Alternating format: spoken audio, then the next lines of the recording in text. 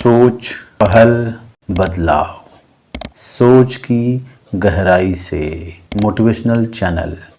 क्योंकि बिगुल बज उठता है, संकल्प लिया जाता है, हुंकार भरी जाती है, शंखनाद की ध्वनि गूंज उठती है, गर्जन, ललकार, जीतने वाला प्रहार और प्रयास प्रारंभ होता है। लेकिन हमारा दुश्मन कौन है? इंसानों को लड़ाई लड़ने के लिए किसी दुश्मन को तलाशने की कोई आवश्यकता नहीं है, क्योंकि जब उसके पास स्वयं का अपना दुश्मन मौजूद हो, उसका अपना दुश्मन बेशर्मी की हदें पार करने में तुला हुआ है, उसका दुश्मन बड़ा बेशर्म है, बड़ा खुदगर्ज है, उसके अंदर का शैतान बाहर निकलकर बेशर्मी और हैवानियत की हंसी हंस रहा है। सबसे शर्म वाली बात यह है कि इंसानों के अपने स्वभाव और व्यवहार पर उसके दुश्मन ने अपना शिकंजा बड़ी मजबूती से कस लिया है। अगर इसका सर जल्दी से कुचला नहीं गया तो असर और अंजाम दिखेगा। उसका अपना दुश्मन, उसका झूठ बोलने की लत, उसका अपशब्दों का बार बार प्रयोग करना, उसका नशे की आदी हो जाना, उसका असंतोष, उसकी बुरी लालसा, उसका लालच, उसमें जलन और ईर्ष्या की भावना,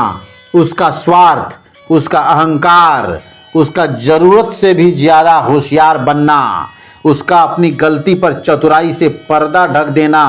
और दूसरों पर आरोप लगाना, उसका किसी पद पर होना और यह समझना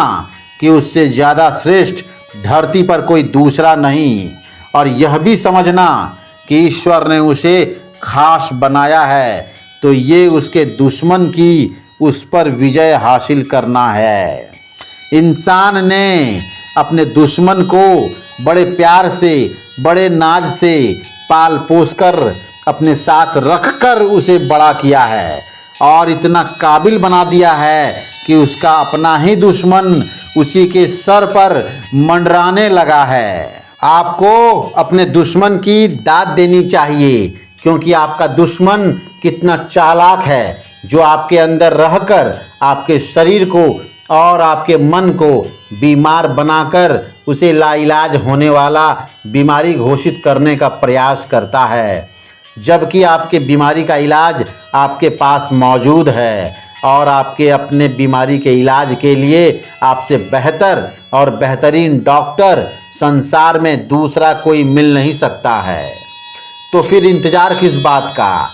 चलो लड़ाई लड़कर देखते हैं। आपको उससे लड़ने के लिए आगे आना पड़ेगा, हिम्मत दिखानी होगी, आपको स्थिर होना होगा और गंभीरता से सोचना होगा, तब उस दुश्मन को रोक पाना संभव होगा। क्योंकि जब तक लड़ोगे नहीं तब तक जीतोगे नहीं, और जब तक अपने दुश्मन को हराओगे नहीं तब तक इस संसार को निगल जाने वाला अव्यवस्था रूपी दुश्मन दिखेगा नहीं। यह दुश्मन अपने आसपास, अपने चारों तरफ और इस संसार में समय समय पर कमियों का आईना दिखाने वाला ये अव्यवस्था रूपी दुश्मन अपने पैर पसार कर सोता हुआ नहीं, बल्कि जागता हुआ और सर उठाकर बेशर्म सा शक्ल लिए सबके सामने खड़ा रहने वाला, एक वहशी की तरह पेश आने वाला, मजबूरी रूपी आंसुओं का घूंट पिला देने वाला और खून के आंसू रुला देने वाला, मजबूरी बना देने वाला और विकरालता का रूप लेने वाला आदमखोर जानवर बन जाता है। इसलिए आवश्यकता है तो बस अपने दुश्मन पर विजय हासिल कर और इस संसार में व्यवस्था के लिए लड़ते लड़ते एक वीर की भांति इस फैली हुई अव्यवस्था रूपी दुश्मन से अपने कर्म से युद्ध क्षेत्र वाली इस संसार में अपनी वीरता प्रदर्शित कर अपनी अमिट पहचान बनाकर इस संसार से रुखसत होने की और अग्रसर होने की आवश्यकता है।